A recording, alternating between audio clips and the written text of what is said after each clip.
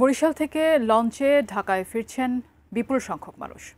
সেখানকার লঞ্চঘাট থেকে আরও জানিয়েছেন বরিশাল প্রতিনিধি মোহাম্মদ হুমায়ুন কবির। আমি রয়েছি বরিশাল লঞ্চ ঘাটে।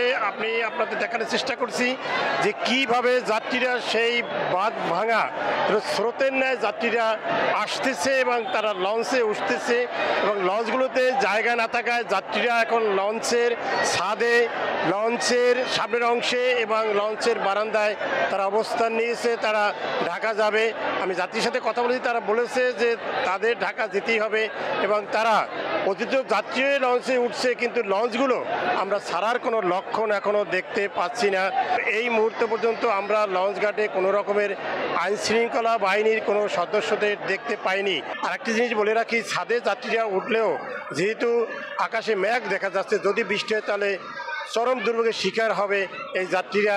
এই 12টি লঞ্চের ধারণ ক্ষমতা 20 থেকে 25,000 যাত্রী হতে পারে, কিন্তু আমরা দেখতে পাচ্ছি যে কমপক্ষে 50,000-এর অধিক যাত্রী ইতিমধ্যেই লঞ্চে উঠে পড়েছে।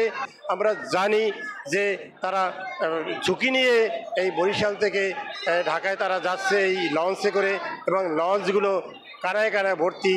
এবং তারা বলছে যেহেতু তাদের অফিস রয়েছে, এবং বিশেষ করে যারা বেসরকারি চাকরি করেন তারা বলছে যে আমরা যেহেতু আমাদের অফিস করতে হবে আগামীকাল, আমরা বাধ্যই ঢাকায় যাচ্ছি আমাদের কর্মস্থলে। এই ছিল আমার কাছে বরিশাল থেকে যে ঢাকামুখী যাত্রীদের ভিড় তার সর্বশেষ।